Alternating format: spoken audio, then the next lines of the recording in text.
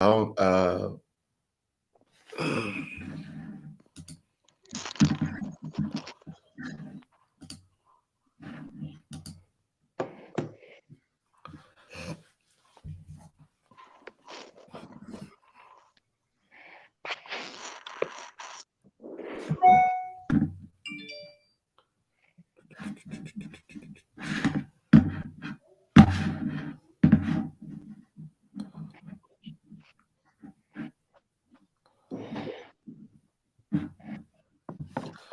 so I think everybody is. I just went live, so it's doing the countdown now. Okay. Mario is doing a brother had his wife pass this morning or Oh, last wow. this morning, and so he's doing that. He's working. I mean, kind of ministering that, and then Al Shahid.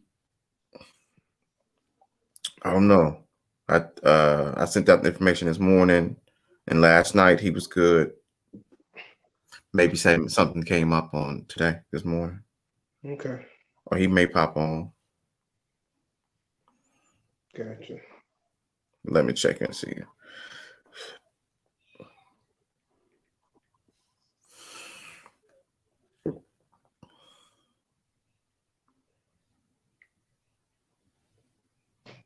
You know, Carol turned the big 51 to 51 on Monday.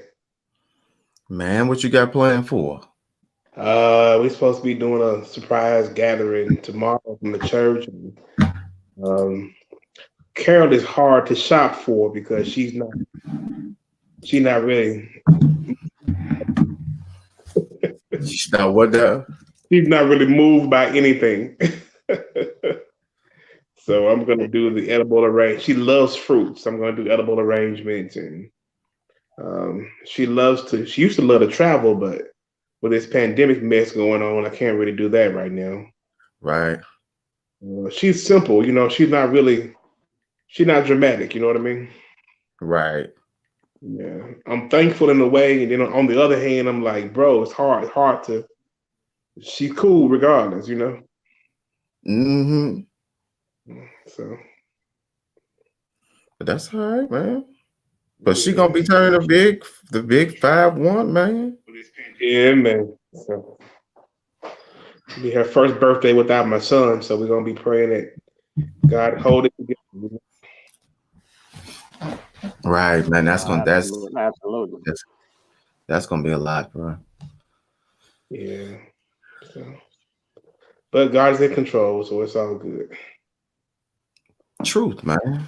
You're right. Yeah. You're right about that. Yeah. Yes, He got indeed.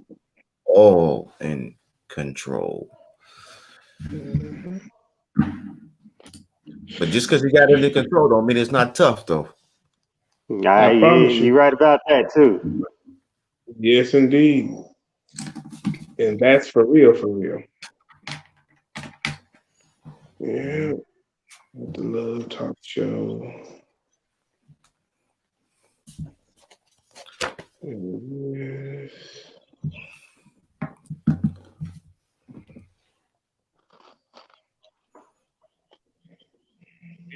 Going on, I can't really do that. She cool regardless, you know.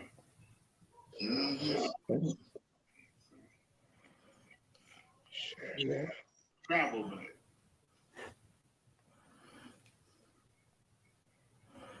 and we're gonna share it to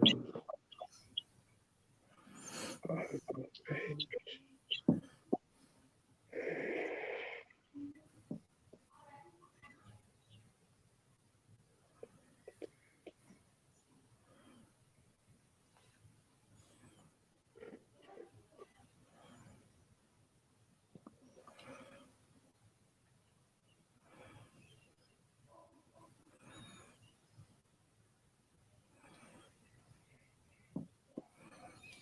All right, we get ready to go. Let's get it.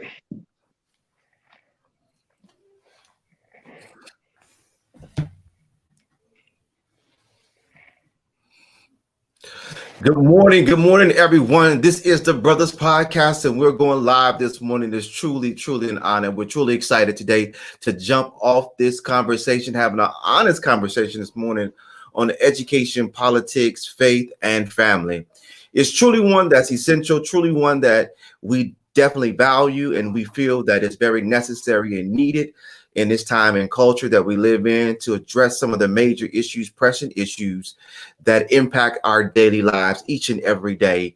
And so we're going to dig in, have a great time, talk about it, discuss it, answer any of your questions, and just have a great time this morning digging into content and providing you with practical tools and tips that will inform you, that will help to lead you to better to purpose, and that will help you walk further in clarity of education to this morning, politics, faith, and so much more. So what's going on, brothers? It's good. It's good. It's good. How y'all doing? Here. All right. Absolutely. Everything is good. You guys had a good week? Hey, It was amazing. Everything went pretty good this week. It was interesting. So you said it was interesting, Patson. What does that mean, brother? Just doing a little bit of time to get it done, and I got birthdays and Mother's Days and all of that all hemmed up together. So trying to make it work. Yes, sir. Dr. Johnson.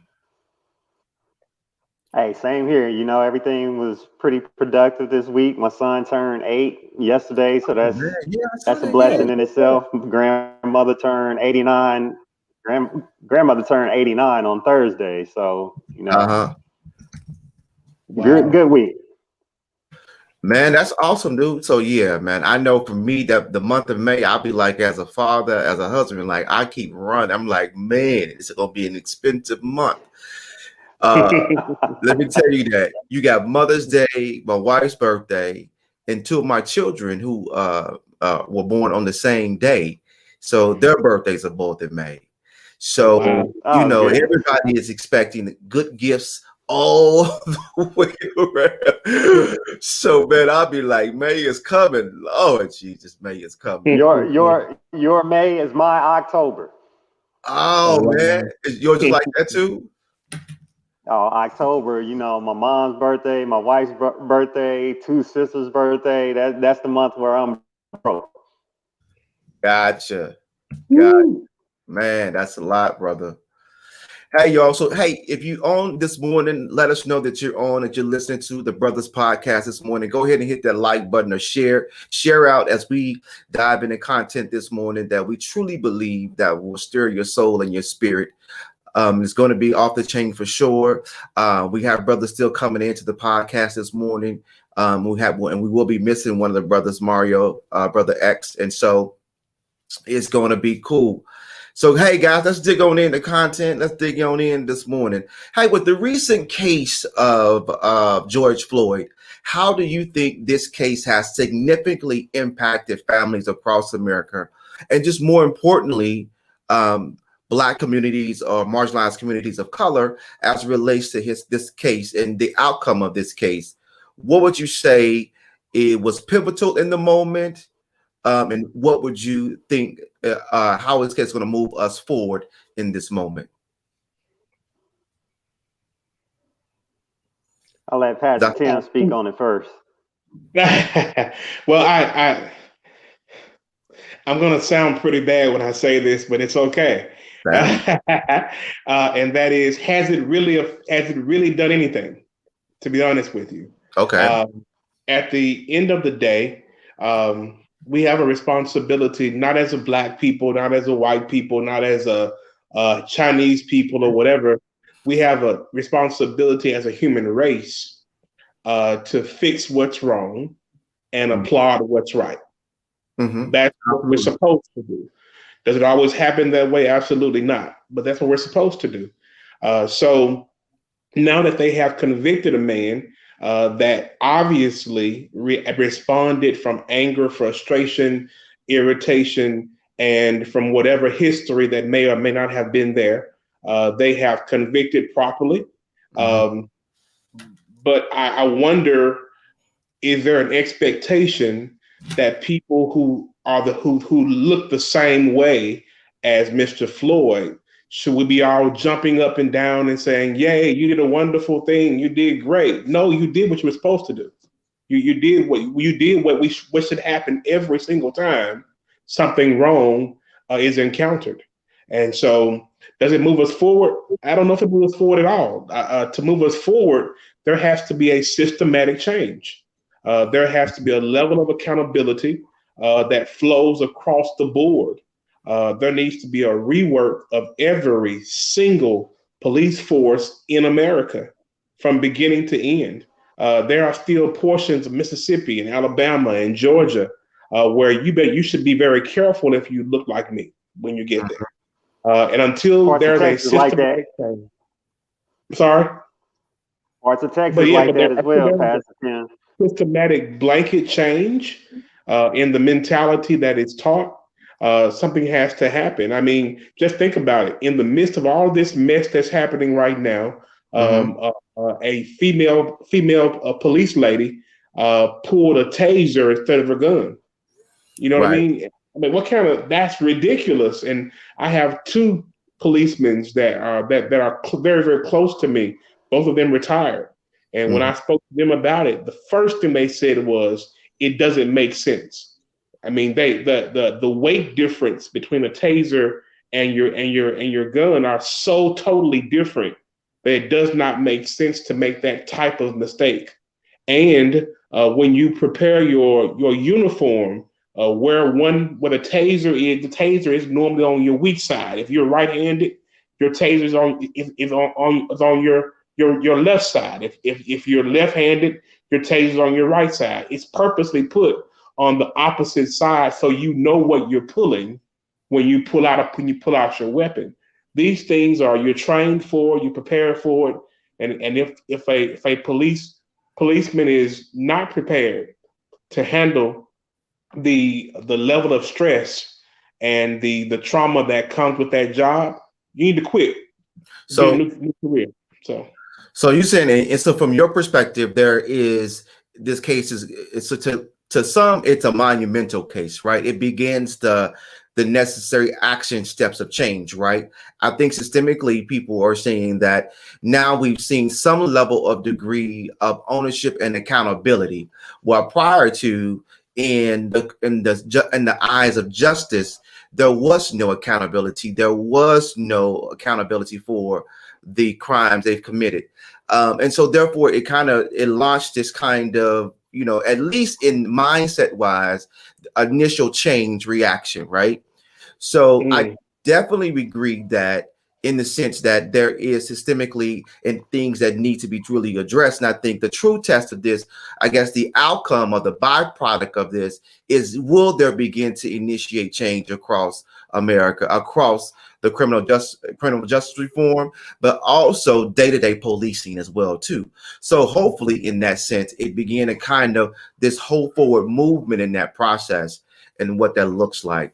Dr. Johnson, I know you were trying. We have, in terms of criminal justice reform and changing legislation overall, we still have a significant way to go, as Pastor Tim mentioned. So, I mean, yes, it's great that the George Floyd case turned out with the verdict that it did, but I mean, that's just one case. I mean, the good thing that did come about from it is the fact that whenever you look at the jurors, it was actually a diverse set of jurors to help make the decision that should have been made in previous cases where we may not have video footage and things like that. So that's probably the one good thing that came out of the case, is that, okay, you have a diverse set of peers who are making a decision as a collective group, and they made the right decision. But that right decision, I mean, this is 2021.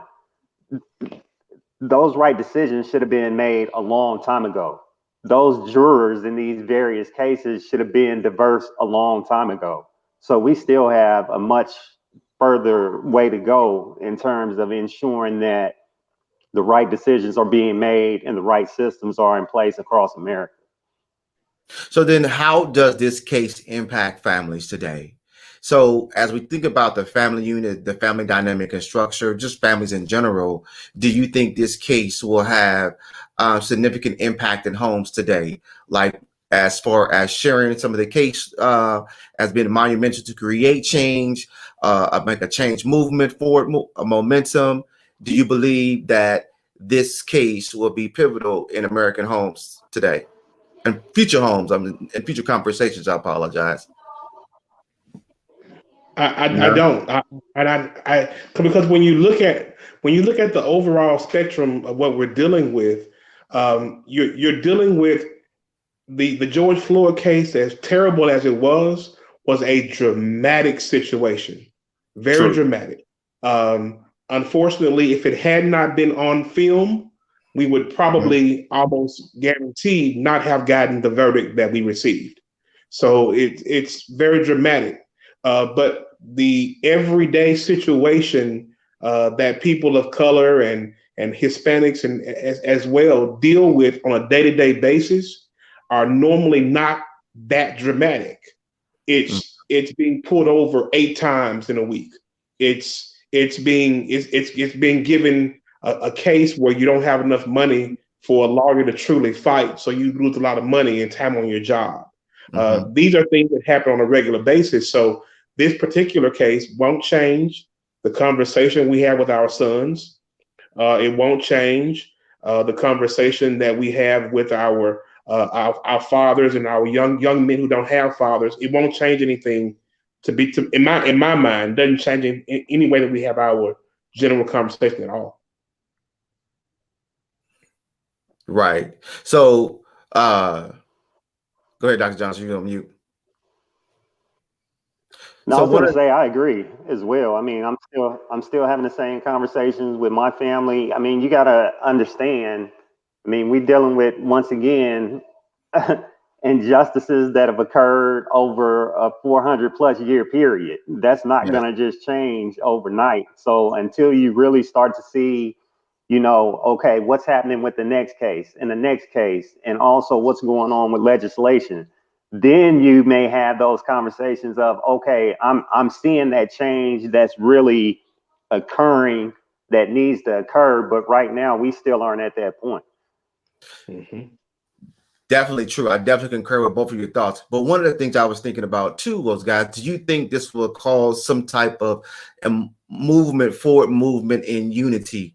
And then in that unity of people coming together to realize, I think the George Floyd case also demonstrated to people who doesn't look like us, like, wow, I mean, really, that was modern day lynching, or really that was a modern day killing in totality. And so, well, as you could turn a blind eye because it doesn't really impact you or your community, but when you see it face to face and you are that close and you realize the degree of what he went through, do you think it's going to begin a process of unifying across cultures and races? I think what you saw globally when everything initially occurred in terms of the impact that occurred, I mean, you saw that unification, which was great, because people understand, at the end of the day, it's not about the African American race, it's not about the white race, it's not about the Latino race, it's not about the Asian race, it's about the human race. But unfortunately, although you had that unification from a global standpoint, unification from a global standpoint doesn't have any type of immediate effect on what goes on in the United States. Right. And to unify, I think that when we say unification, it looks good. It's a great picture. It's a great people's front page moment. All of that looks great. But I think Dr. Johnson said a magnificent thing when that we need to see something go on paper. We need legislation. We think we need things to go. When it comes to true accountability, what many of us have failed at is we think that when we march, that when we gather together, that is the full extent of the power that we have. Correct. It is not. the real fight happens in the boardroom. The real fight happens in the courthouse. The real fight happens in executive places. And we've got to get to a place where we have people that make laws to actually make laws that protect all the people. And until we get to that place, you won't see a significant change. You'll see moments of passion, which execute no lifelong change. Well, one of the things that really get us, man, I think we get just not in people in general, we get into this big forward momentum around change. And I think change gets to be movement and moving forward, right? However, but we don't exercise our right to vote in local elections. We always, wait for the national elections, but the local elections is what matters, your day-to-day and management of your city governments, your city officials, because they're making decisions based upon your city councils. They're making decisions based upon where you live at. And so if we never get invested in the local elections opposed to just the national elections, then we won't, our fight begins to kind of crumble at the seam, because that's where it still begins the critical race of how we unify, how we unite our power, and how we leverage that power to move to get legislation on our behalf, right? So if we don't get activated in local elections, I think that's one of the things that we have truly got to start permeating and just kind of really doing a kind of a mindset shift, but just in local and also national elections. So I know there's many local elections that are happening all across the country as we are doing that. So we urge people to get involved, get activated in your local elections to create change, to make systemic change, right? So systemic change is what's going to help us to move forward in this momentum and change process. But we got to be willing to do that. But my other thing, as we look at this whole thing of unification, though, Pastor Tim, and I'm going to hit this directly to you. Where do you see the church? Where is faith? Where is hope? Where is unity in the midst of all of this? And how do we walk across and come across aisles and pulpits and churches and denominations and look at the commonality of what's going on and then help to move change forward? Because I do believe that faith in church should be at the forefront of what we do. Well, first of all, we've got to, let me identify where we are and then where I believe we should be. Right. Where we are currently is, unfortunately, the government has infiltrated the church. And so what you have is a pastor fighting for a governmental agenda, which has nothing to do with a God or Jesus-centric conversation. I remember when I was young, when you had a governor, a mayor, or whatever have you, that wanted to come into your church and sway the people to gain their vote. I'm from the old school. They could not come in the pulpit. They could not interject during a worship service. If they wanted to speak, normally they had to speak either after the service was over, and in some churches, they couldn't even come to speak inside the sanctuary. They had to speak on the steps of the church. That was because they had a respect level and a reverence for God that said, you will not bring your mentality for the world's government into God's kingdom of living and actuality of understanding. They were very careful about that. And that gave people a mentality that said that if I'm going to serve God, then I have to make sure that I reverence his way of doing things. So let's talk about where we are. Currently, you got pastors that are having full sermons about their political ideals. I've seen pastors have full sermons about being a Democrat, full sermons about being Republican, full sermons about the current president and what he or she is doing or is not doing.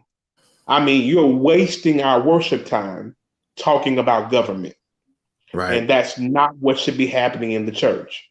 We should be focused on worship, and that's what we should do in the church. Now, when we talk about how people should vote and how we should affect the community, then we as a church should unify together in protection of two things. Number one, the common good for all mankind. And number two, that which preserves our faith. That's it. I shouldn't be telling you who to vote because we're going to get this and we're not going to get that. We've got to come together and say, wait a minute, what does our God agree with? And if this is what he agrees with, then we should motivate the people to vote for a government that supports our faith, ideals, and understanding. That's how we should unify. Nothing more and nothing less. So I think so I guess the question still comes about. So we're saying that pastors are subscribing to a governmental position. And when you mean governmental position, you mean taking a stance for a party or an affiliation, and then promoting that party and affiliation in the church. Absolutely. And when you do that, you subject yourself to be bought or purchased by the affiliation which you're speaking of in the pulpit. Gotcha. And this is why you got 501c3s that will not talk about homosexuality and lesbianism.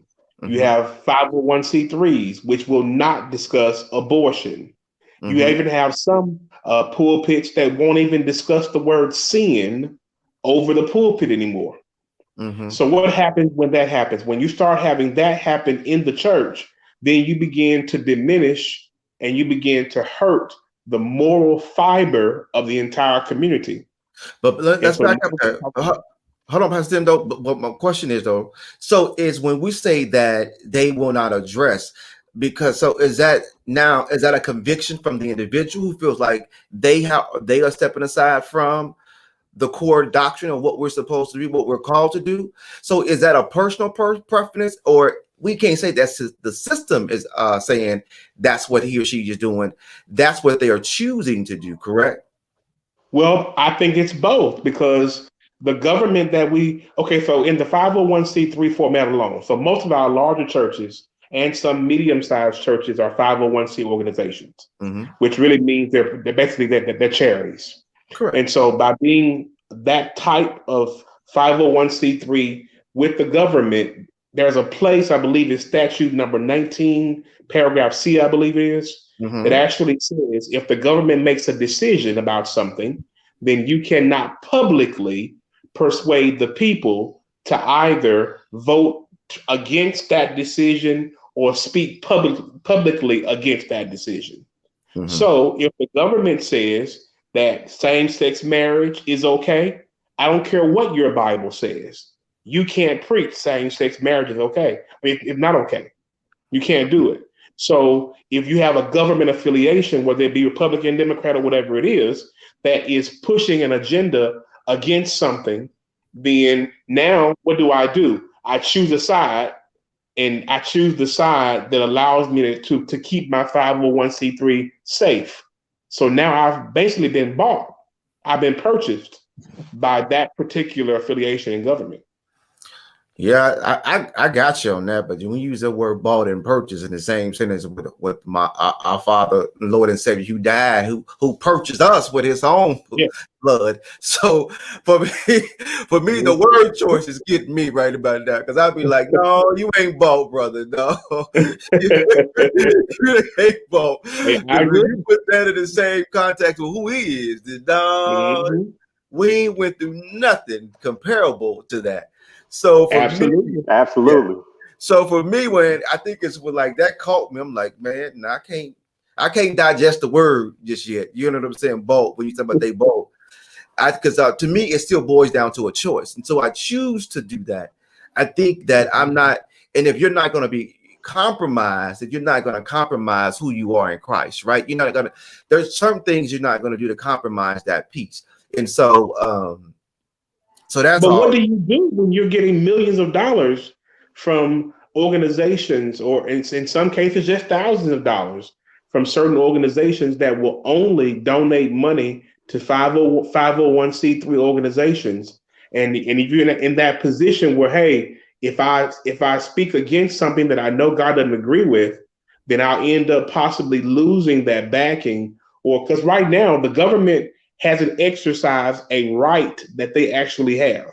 And that right is the government has a right to pull your 501c3 standing if you say something against what the government has ruled is okay in the country.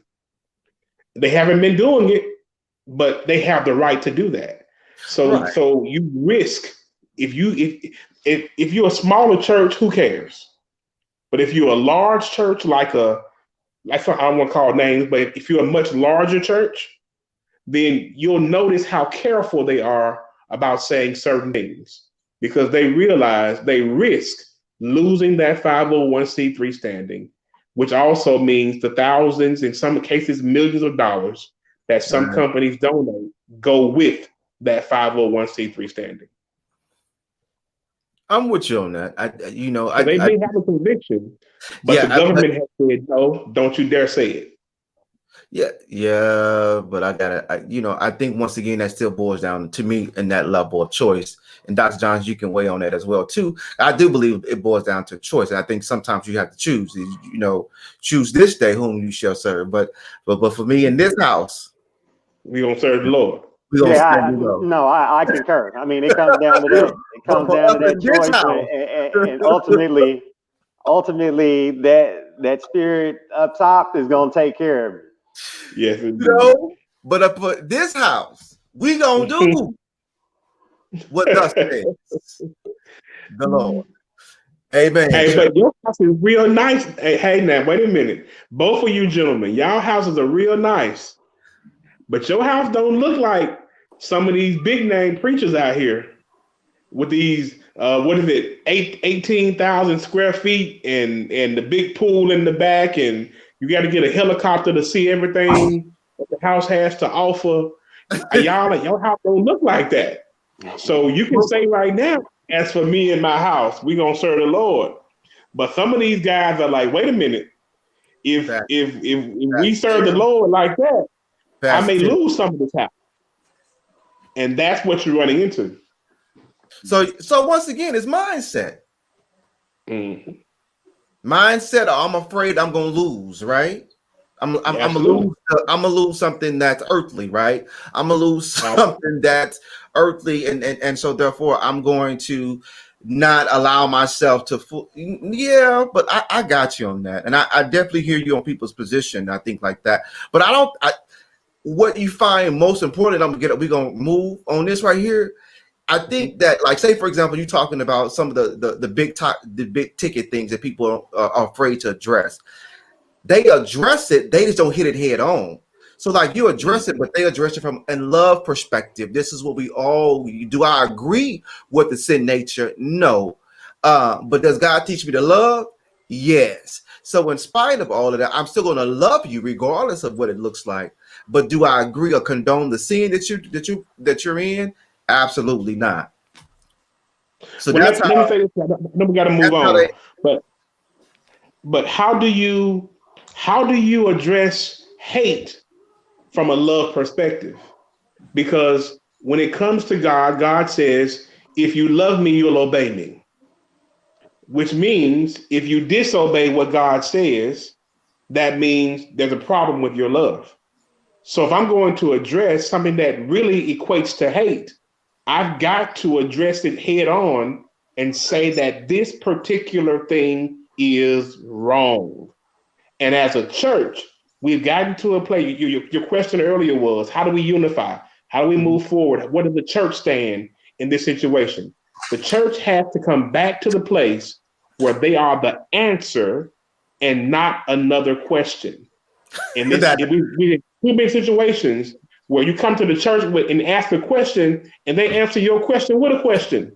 It has to be back to the place where the church says, no, that's right and that's wrong. Hey, that's wait a minute. Go back to that because you just preached something right here, bro. Let me tell you something. Hey, Dr. J, you called it too. You called that, right? Yes, sir. The church should get another what, Pastor Tim? I missed what was said. I have no idea what you're talking about.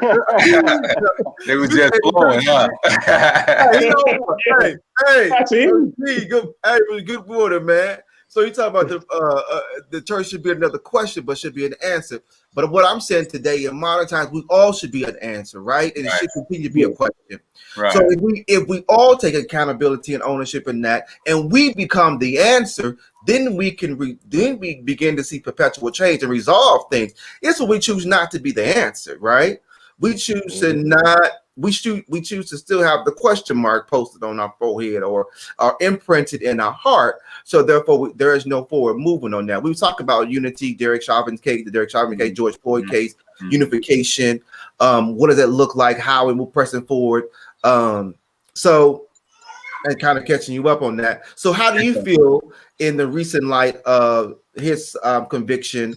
How do you feel this case is going to move and change the dynamics of the fabric of America and what we live in right now, or it's not going to change anything? So, Pastor Tim, we've all kind of agreed that there's some steps, but still, yet we still back at kind of square zero. Right. For me, it's basically like what Pastor was talking about, man. It's just, it's just unification. What are your real objectives? The church is going to be the answer. Just religious people going to be the answer in general, and not be the question. But due to the case, I mean, we've had cases, some, even here in Dallas, where police officers got time, with Botham Jean, with the young brother over in, I can't think of it, Blue Springs. And it's still the same thing, because you're talking about a mindset, you're talking about a culture that's been built amongst people. So it's going to take something different, and the unification of us, if it ever happens in our lifetime, will change everything. Because there's too many weak loopholes. When we talk about religion, then you got to talk about, okay, well, what are their objectives for building a mega church or doing this and all this? Because it becomes more of a business thing than anything else. So is it about the people, or is it about, just prospering yourself, or this prosperity teaching? I grew up in a home that, that like to follow prosperity teaching. You know what I'm saying? So name it and claim it. Oh, claim it, lay hands, all the whole nine. You know what I mean? Give me $300. You already know. But again, is that the objective of God? It's not. It's about the resurrection of the people. When Jesus came teaching about the kingdom of heaven, it was about changing me. And they asked him where heaven is. He said, heaven is within you. It's about changing the minds and the men. So as a man thinketh, so is he. Let me give you an example. When I first met the Honorable Minister Louis Farrakhan, he had me read, and when I'm talking when I first met him face to face, he had me read Matthew 6:24. And Matthew 6:24 says, no man can serve two masters, for either he will hate one and love the other, or else he will hold to the one and despise the other. Ye cannot serve God and mammon.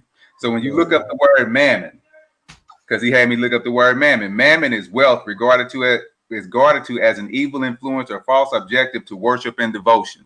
You see what I'm saying? So Jesus himself is against prosperity teaching when you get down to it. So it's like we have a lot of educated people, in our religious community, but it's the language that they don't understand of the books, because the definition, how the words translate and what they really mean. So they run with it and they go into their own lanes. So the unification is the unification of all churches, of all people of faith, because in the end of the book, it's the righteous against the unrighteousness. And it's this evilness it's the evil that's around us that's gonna mend those brothers of like minds together, no matter what their religious faith is, because it has to be right, because this injustice can't go on forever, and we just sit back and look at it, and we do the same thing over and over. And tomorrow, soon, say for instance, like soon as what's his name, George Floyd, as soon as he got convicted, a young sister got shot 4 times for calling the police because she was about to get jumped by some other sisters. You see what I'm saying? And so these videos are circling around. He jumped right out the car, no type of diffusing the situation, nothing. He just jumped out, pop, pop, pop, pop. What kind of culture is that? And he's supposed to be an experienced law enforcer. You know what I'm saying? So it's deep. It's going to start with education, the schools. I mean, it has to be a total re-education of the people, man. But it's not. It's going to be a difficult task. It's going to be a very difficult task. So I think the question becomes then, I think what most people when you are raised in a system of injustice, you're raised in a system that seems to be like there's no effectual change coming. So that creates a level of hopelessness and despair. And so therefore you don't see enough change to help you be optimistic about the future. How do we raise that level of optimism in our young people in society today to see that the fight and the struggle still must continue to evolve and change, to evolve and to get to a level of continued change? Because I think that's hard, y'all, with anybody, right? If you continuously growing up and from generation, right, and you seeing that level, and if so, and you know the historical nature of where we come from and the historical components of what we've been through, you know what I'm saying? So you keep moving that same dynamic, you're looking like, why? Like, what's the point?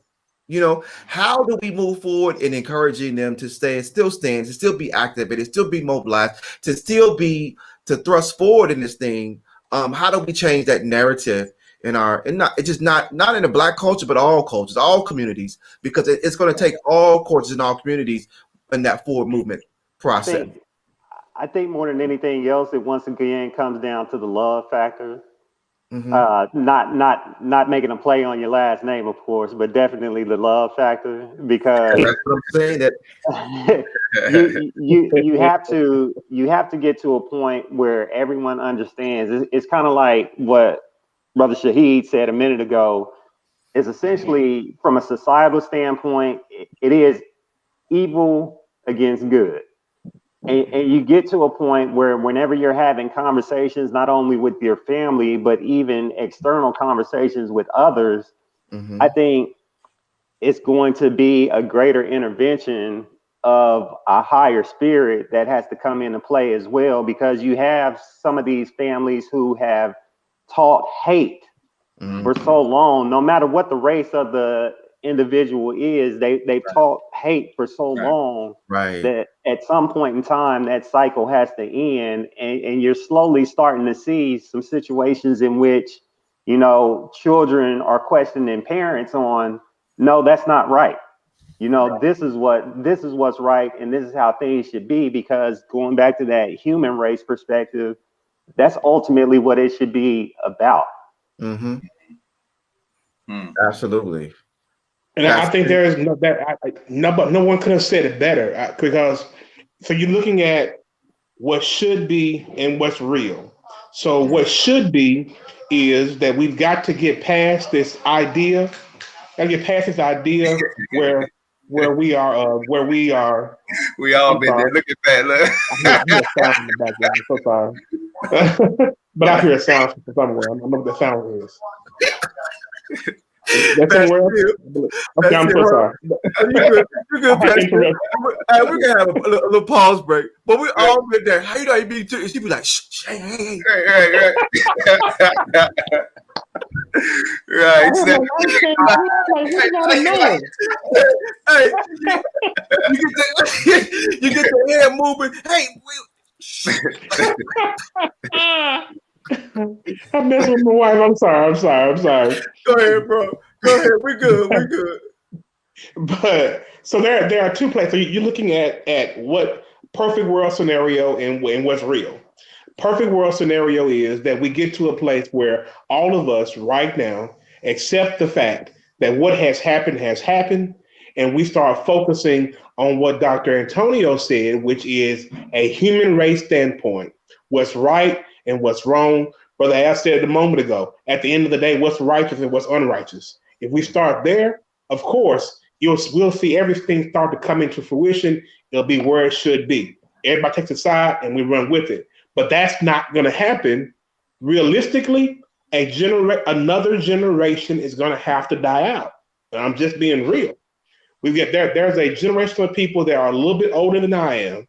They have got to die out because they have so much history behind them that it's difficult to see a people unified according to what's right and what's wrong, and not according to the color of your skin.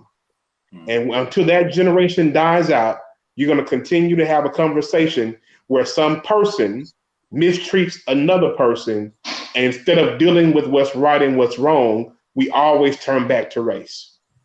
Right. Wow. So we're saying systemically, unless we begin in that whole transformation in mindset, transformation in education, how we approach education of children, have to change to able to get to this level of not utopia, but to get to this level of we're just being able to see each other outside of race. Yeah. So, because one of the things that we do see is that we're always stigmatized because what you see is race, right? You don't see the individual, the person, you see the contents of what they look like on the outside, right? And so because of the contents of what look on the outside, then we make informed decisions or judgment calls based upon that. But I also think it's based upon what the perception is, right? What my reality is. So if I've been taught and raised in a culture that to say that that's not good, right? So if you look like a certain model, a certain way, then you're perceived to be negative. You're perceived to be not good, right? And so systemically, I've been taught and cultured and raised in that environment consistently. So how do we change that narrative, or can we change that narrative of what they see and how people are perceived when it comes to race? How do we begin to reshape the narrative conversations about that? How do we begin to engage in dialogue that says that difference doesn't mean negative or bad? Difference is good. Ideology is good. Diversity of thought is good. Diversity of color is good. You know what I'm saying? There are 4 ways. Number one, it should start in the home, of course. That mentality should be taught differently in the home. But if they are still culture shocked and they can't get past it, then the next step should be in the church.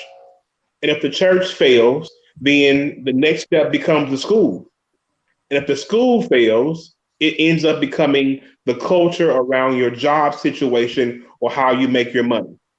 And at some point in those 4 factors, somebody has to say, you've got to see it differently. But that's the only way it's going to work. It's got to start in the home. And when the home fails, the church has to pick it up. And prayerfully, the church doesn't fail. But if the church fails, then prayerfully, somebody in the school will teach you that it's more than just your 2 blocks that you live in. And if the school fails, then you'll have to learn that work because your job and the way you make your money will force you to deal with everybody if you want to thrive. I like what he said there, but I want to go into the section where he said the school. I think the school is first, because the school shapes the society. It shapes the thought process. It talks about all of that. It talks about religions. It talks about culture. It talks about, this is where you learn about everything on a worldview. But since there's systemic racism in education, that has to be eradicated out. You know what I mean? And it's hard to, I guess it's what makes it difficult is because of the root where it all comes from, and that root is still kind of strong in certain areas of our country. So, we talk about freedom, justice, and equality. It's very difficult. Even at some point, Moses said, we got to get up out of here. You know what I'm saying? How long are we going to deal with this? You know what I'm saying? These heavy taskmasters who continue to discriminate against us, who continue to, they change our names. They do all kind of things to us. They say they want to be our friends, but they only want to be our friends if they're if that mindset is ruling over others. So they really don't see the diversity and the power within what we're trying to talk about, because that's power. When you accept the diversity of the human beings, that's power, because God doesn't make everybody the same. So you have to learn from one another. There's something in the scripture where he says he made us into tribes and different tongues so we can learn one another, because this is a higher thought pattern. So we got to, how do we raise the consciousness of the average person?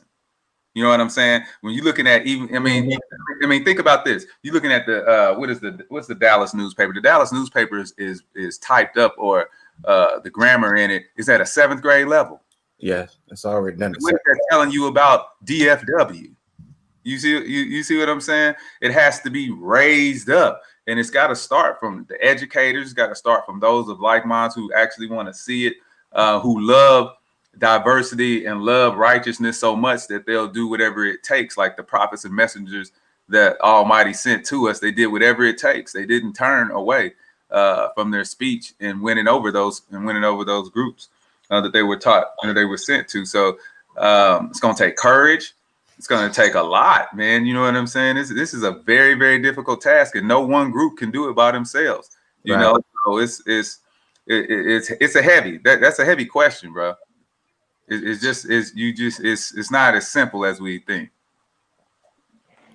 So, this is what my thought process lied though. I think we focus in on sometimes it's a huge monumental thing to kind of overtake and come together, right? Mm-hmm. But I think, man, and I know it's hard, but I think if we as people in general can let go of the ego, the pride, the self-agenda piece, and look at the commonality and the common good, then we can get somewhere, right? But it's always about what is it going to be the outcome for me, right? And so the outcome for me is a byproduct of getting nothing done, right? Because you're not focusing on the commonality of the agenda, you're focusing on the byproduct of what's going to be in favor for me. How it's going to help me grow or grow self or grow whatever you're trying to do on the agenda piece. But man, I'm just to the point now where like we have got to get outside of self. Like really in that sense, man. Therein lies the problem that's been around since the beginning of this world, his creation. So you said, Dr. J, there's a weakness in this, man. It's that human element. Mm-hmm. So it's the elephant in the room. And I think that it reflects in everything, explicitly in our government. It's like the high school kids have grown up, and they're still high school kids. And if you're not, if you ain't gonna play my way, I'm taking my ball and I'm going home. Right. And so you tie up everything until people do it your way, and it will never accomplish anything that way. And what's unfortunate about that is that once again trickles down to society based on what's going on politically. Right. So would you say it's capitalism? It's just this capitalistic mentality? I think we talked about this before. Yeah. It's a capitalistic mentality. Getting over on the ignorant, you know what I'm saying? So I mean, so that mindset, you can't. Then capitalism can't rule the planet. It won't, because it doesn't rule it in justice and equality, and it doesn't free the minds of the human being to elevate as high as it wants to. There's this glass ceiling. Right. And I agree with that, but you know, I just think, man, I don't know, man. To me, it's just like there has to be a level of like we've got to come to a level of just tiredness of doing the same old thing in the same rat race and the same hamster's wheel, same movement, same, you know, like we have got to change the dynamic of the narrative if we ever want to see a level of growth and monumental change, right? So like we keep, and I think every generation wants to pass to the next one towards you. So like, we got to unify and activate. And so here it is. I'm talking about like I got to do more myself because I think it's at a level to where as we see it, we hear it, we see it, we hear it, we hear it, we see it. But then there is little to effectual change in that process. And so I'm not saying I'm running for mayor or governor or the next state representative or senator. But what I am saying is that we have like change mindset has to begin to occur within all people and to order to create the change. And I do believe that we as believers should be at the forefront of creating change and creating effective systemic change that will last a lifetime. And that's going to unify in a spirit of love and not a spirit of gender of I and self, but also takes on the pronoun of we, because we, because the pronoun of we, because that begins us and movement and change and all those great things. And so we just, and I'm not here to try to own a soapbox, but I just think it's time. It's time to begin to move beyond the surface of what we see and move into some and just abstract concepts and move to some concrete things that we're doing to make effective change in our society today. It has to happen.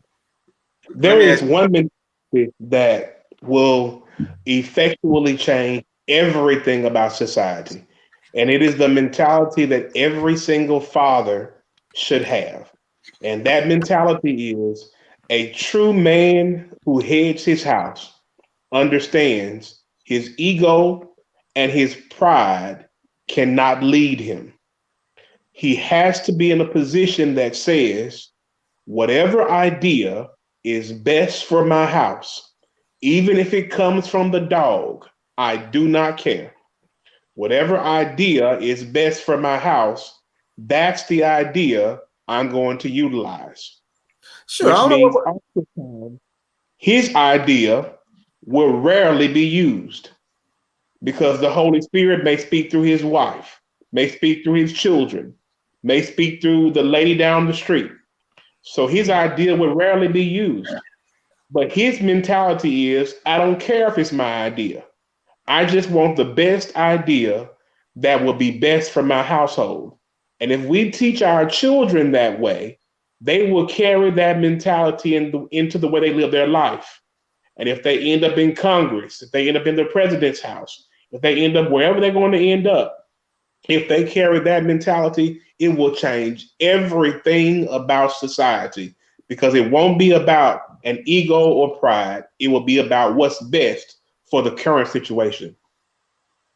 Now that's true. That's a very good point. Sounds like heaven to me, brother. So I guess that's why we have a judgment scene. So listen. I was gonna say I was gonna say he ain't been married long enough because you be married long enough. You don't know how to get somewhere. You been married long enough. You know how to get somewhere and sit down and be like, okay, let me listen to right there. You know what I'm saying? Right. So let me ask you this though. I mean, all of that, that has to be built up and it has to be taught to the men and the women, because we're talking about that's a whole society shift. So something has to shut this society down in order for that to take place, because at its current state and the way it's going, a stronger force has to come up against this force that's leading us in this hellish condition. However, let me ask you this. So Dr. Love said something about he's not running for governor or senators or mayors. How many governors, senators, mayors, presidents have ever changed the condition of an oppressed people? Now, let me ask you this. No, I'm not going against what you're saying, but I'm just saying, just in the historical text of everything, when we're looking at oppression and subjection, you know what I'm saying? How many have been freed, totally liberated from these governmental entities? There's always been one from among the group that God raises up. Mm-hmm. Always. I mean, if you just from all the way back, just all of the conflicts that you know of on the planet, not anyone in particular, just look at all of the conflicts. Mm-hmm. Every last one of them. It's always been one raised up from among that oppressed people that changes the whole dynamic. It's never been a governmental entity. Correct. So I agree that from that vantage point and viewpoint, what I'm saying about, not, it's been like a governmental entity or a person that has been. But what I'm saying is that in order to create levels of change and systemic change that on the governmental front, the day-to-day operational things, day-to-day living, that those things has to be changed from a systematic oppression side, from a systematic peace. No, it has not been them. He's always raised up people and messengers who would speak and who would run and be activists, who would fight and on behalf of people. So, just every prophet in the Bible, so we understand that though, from that standpoint. We had a Voting Rights Act. Who knew that it would expire? You see what I'm saying? Because now you enter the arena of the thieves, liars, and crooks, and they know the language. Mm-hmm. They know the language very well, and they always got. I'm not saying it's hopeless, but what I'm saying is this is the system that we fighting against. You know what I'm saying? It's like, okay, you raise up. Let's say D Love raises up, he becomes the governor of Texas. Okay, now he's dealing with all these other forces behind him. Just like Barack Obama. Barack Obama got into the president, the highest office in the president. Now he's feeling the power that pushes presidents. Mm-hmm. You understand what I'm saying? The unseen powers that none of us know. We don't even know their names and we've never seen their faces, but they make stuff happen in these governments. Correct. So it's always going to be something there. So just as a religious person, as a person of faith, I know God got to come shut this thing down, bro. You know what I'm saying? At the end of the day, he got to shut this thing down and press the reset button on everything. Okay. I mean, because there's a reason why it says that he's going to come back and rule with an iron fist. You're talking about a strong law. You know what I mean? You're talking about something because you got to change behaviors of human beings in a behavior that they've been going on for. How long is this country? 200 some years right now? Almost 300 years that the United States have been formed in this way. So it's going to be something, just in my opinion, it's got to be something drastic, bro.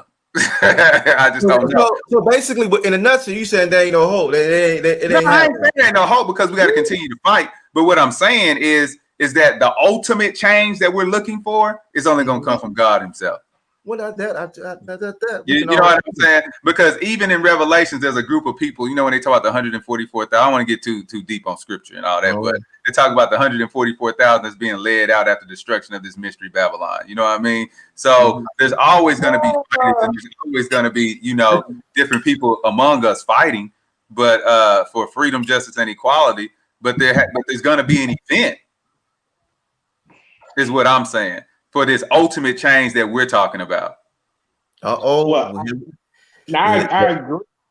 Come on. That God can ultimately change it, and with the 144,000, that could be a real discussion because there was You're going in and out. I can't hear you. When he went back and he looked again, he saw a number that no man could number, and he said the 144,000 were actually a virgin men.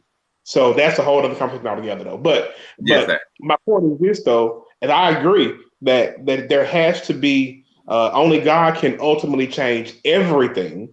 But I do believe that in the midst of our living, we must encounter how to make a better quality of living while we're going through. Mm-hmm. And I think to do that, you need both ends. Mm-hmm. I think you need that one person that Brother Al is talking about, to stand up and say, hey, this got to stop. But you also need, because all of our living is call and response. It stands up and says, I ain't going to take it no more. And the people rally behind him. And then there are those who are in power that respond to that clarion call. Right. So you need both. So I need a D-Love in the mayor's house, in the governor's mansion. I need him over there. So when the clarion call goes out, there won't be a delay in the response. Mm-hmm. So we need all of it. You know what I mean? And so I need as many people as possible who love God, who have a heart for the people, to be in the government. And then I need people like a Brother Al, like a Dr. Antonio, that's going to stand up and say, I ain't taking no more. That may never touch the actual government house. Because I know I couldn't be in the government, period. Mm-hmm. Because every decision I made would not be for the unrighteous. It would only be for the righteous, period. Mm-hmm. You got to realize when you're in government, you're not only the governor or the president over the righteous, you're the president over everybody. Right. You know what I'm saying? So making your decisions may not always be one that encounters a Pastor Tim. It may not be one that I agree with always, because you're not only pastoring people like me, you pastoring the atheists down the street as well. And I get it. Yeah, exactly. I get that. But we need them on both sides, though. Right. And so I guess it goes back to like where, you know, when Black Lives Matter was questioning Hillary Clinton during her campaign, and she told them that, you know, we know all your problems, we know all this. I mean, you know, we hear y'all complaining a lot, but come make us do it. So it's the unification of the people, right, that pushes government. Period. Right. Absolutely, I agree. Right. But I think the people will. I think it. You know, where there's people, there's power. So absolutely, where there's people, there's power, and so I think it will always raise up that level. You know what I'm saying? And so that level to create change. And I do agree with Pastor Tim in that sense that you got to have both on both spectrums, because that's what moves it, right? It don't move it just on that alone on one side, but both sides work in tandem, you know, on different fronts, right? So you got one on a social front and then one on a political or governmental front. You know what I'm saying? All trying to achieve the same common goal in the end, but approaching it differently. You know what I'm saying? And in that approach differently, we resolve when we get to a level of results that create some level of change and some level of systematic change that will carry us over to the next one. Same thing with the George Floyd case. This is what I say is that it's a part of a process. It's a step, right? Right. And each step adds to the whole, right? So it begins to kind of create mindset and shift and change and law enforcement and how law enforcement see the results of what they do and seeing that they can be held accountable for their actions of what they do.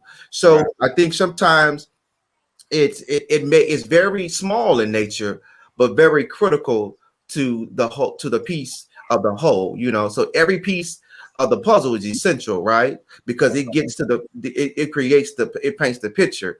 So Right. we just have to be able to look at that parts of that picture to see how that's going to move.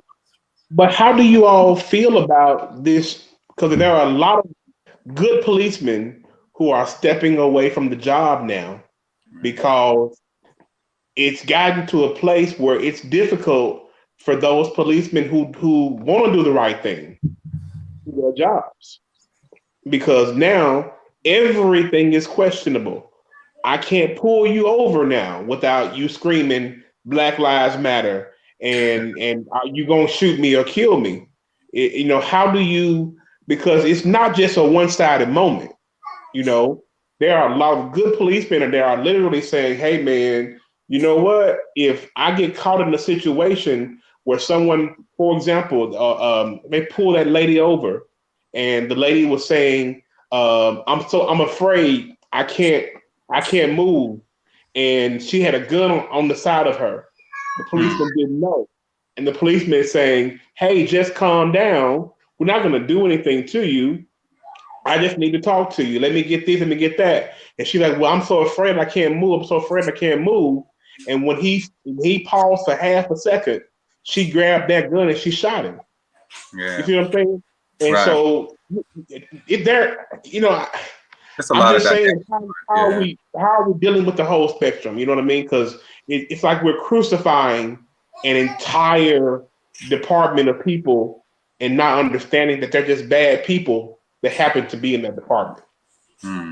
Yeah, I think, Pastor Tim, it just comes down to, as you mentioned, we all know that all police officers aren't bad. I mean, my dad was a former police officer, and I have respect for the good police officers who are doing what they're supposed to do and are trained properly and using that training to actively intervene in situations. But I think it really comes down to a balance once again, and hopefully the balance of the police officers who are making the right decisions and making the right moves will outweigh the ones who are making the rash moves, or the ones who aren't being tracked from department to department, who are still carrying on that type of culture and renegade type mentality from department to department, but no one is ever really holding them accountable. I just would love to see more of when we have these moments where something terrible happens. I would love to see more moments where we come together and we say, before I crucify the person that has done this terrible thing, let me first take a moment and thank every police officer that is out here doing the right thing. I appreciate every single one of them. There's a policeman that comes down my street almost every other night. He flashes his lights all down the street, looking behind houses and between houses. And I'm telling you, I'm thankful the dude come down. I wish he'd come down every night. It keeps my neighborhood safe. I came out one evening and came over to him. "Hey, my name is Tim." All that, because I want that level of safety there. I don't want him to feel like he's an enemy. You know what I mean? Right. And I think that we got to be careful while we're addressing these bad seeds, that we don't vilify those who really are not bad seeds. True. Agreed, because I mean, you've even seen situations on the news where, police officers are killed in duty. I mean, Right. we Yep. have that same level of compassion, because you don't want to see a police officer killed in duty. That same police officer had a family, Yeah. had children, was Right. an active member in the community and everything else. Right. But I think it's one of those situations in which, you know, it really goes down to that compassion element for everyone, no matter who you are. And really, as you stated, understanding all the facts of the situation before decisions are made. Right. Yeah. And I think that I'll be quiet. There's also situation here recently where the young lady, policeman comes up, a young lady, the young people are fighting each other, and he comes up, and when he comes up, what I missed, I thought he just started to shoot, but what I missed was my daughter showed it to me. What happened was when he came up, I guess the 15-year-old girl got real tough all of a sudden. And she had a knife in her hand. And after she knocked one young lady to the ground, she went over to the other young lady and pulled the knife out. And it was a big knife and was going to cut the other young lady. And at that point, the policeman pulled his gun out and shot her. And you all know hood rules always apply. If you got a gun, I'm going to rush you. If you got a knife, I'm going to shoot you. That's just hood rules because you're going to get hurt. A person has a knife, it's difficult for you to run up on them. It's simple as that. Now, could he have tased her? Yes, he could have. That's what I'm saying. But it's too late. The lady can have a knife and getting ready to cut somebody. So, you know, I think that you're right, brother. And Dr. Antonio, we need to know the whole, before we attack, we need to know the whole situation. What's going on? And so, again, he could have shot her in the leg too, though. But the training is to shoot at the chest. True. You know what I'm saying? You practice so much shooting at the chest, it becomes automatic. You know what I mean? Right. But I think he needs to shoot her in the chest. I mean, because I don't have time. If I shoot you in the leg and you cut that girl, no, I'm shooting to kill because you're trying to kill me. She's 15. What's she? She's 15. Yeah, she's like a 9. Yeah, she was 15 or 16. Yeah. He doesn't know that. To live. Now she might have bars, but yeah. And that situation, you know, it's always about, and understand she was wielding the knife, but it's always another way to de-escalate to where you don't have to kill. It was other adults out there too. It was a lot. I mean, it's easy to look at for what we're looking at it now, but in the heat of the battle, you know, telling what we're gonna do. You know what I'm saying? On the real. I'm telling you right now, I'm shooting to kill.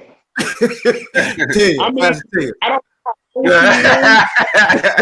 know background and what you got going on. All I know is you got a knife in your hand, and that knife is heading toward the other young lady's face. Yes, I'm shooting to kill. I'm shooting. Why would I shoot the wound? I'm shooting to kill you at that point. Well, that's just me.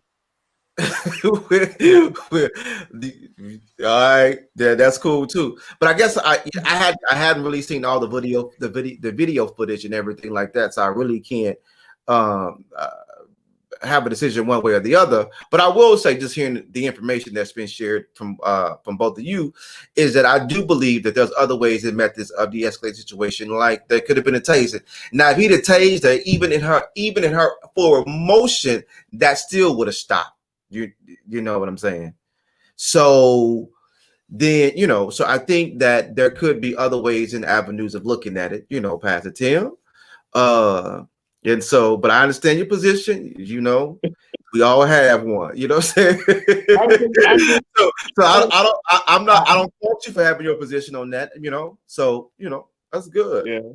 I mean, if you bold enough to have that knife out and you willing that knife, and you're trying to hurt somebody and you could possibly take their life, I cannot risk the possibility of tasing you and you still killing somebody or fatally wounding somebody, or you wound them so badly that their face is scarred for life. Nah, especially if I don't know you're 15 years old. Now, if I know you're 15, that may shift my conversation. Mm-hmm. But to walk up and not know you're 15 and you're moving like that, oh yeah, I'm gonna stop you one way or the other.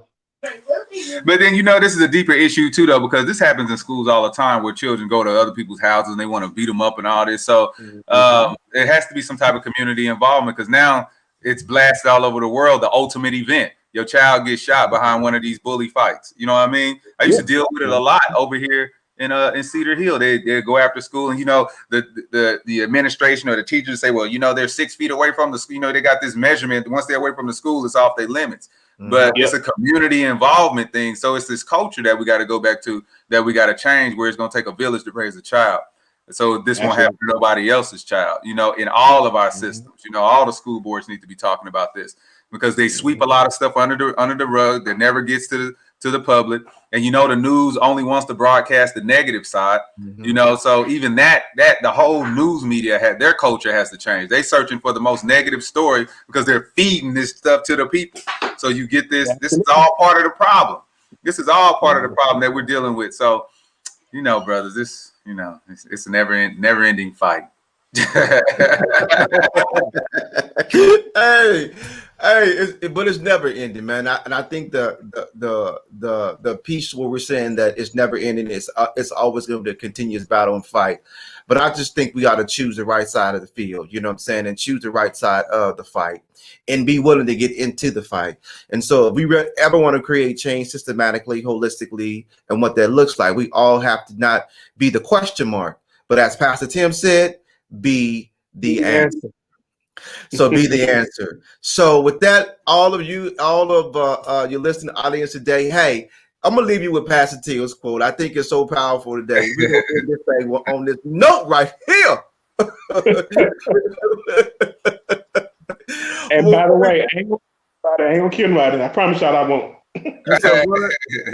I won't shoot nobody. I won't kill nobody. I'm just saying. Man, you better not try to kill nobody, because boy, I got something for you. You know what I'm saying? Yeah. You better ever do that. You better ever do that. For the sake of the gospel. For the sake of the gospel. Amen. So hey, Dr. Johnson, we're gonna end on any final concluding words you have for today's show. Hey, great show as usual, brother. All right, Pastor Tim. Love everybody. It's time to stop all this mess. Like you said, stop being the question and start being the answer. All right, Brother Shaheed. Man, beautiful conversation. I hate I got in on it late, but God willing, I'll be early again next time. So I'll leave with this, man. Only your righteousness will sustain you in that day. And I'll keep it right there. Absolutely. And so, Brother Mario X, man, we praying for you, man. We're praying for the situation that's going on in Oklahoma City, man, and what's transpiring and happening right now, and praying that God will give you the grace and words to speak even in this moment in time right now, man. And so to all of you who are listening today, thank you for being a part of the Brothers Podcast. We come on every bi-weekly, every morning at 9 a.m. to give you relevant news and information and tips that help will drive your level of success. And to this point, be the answer and not the question. We love you guys. God bless you. Peace. God bless you.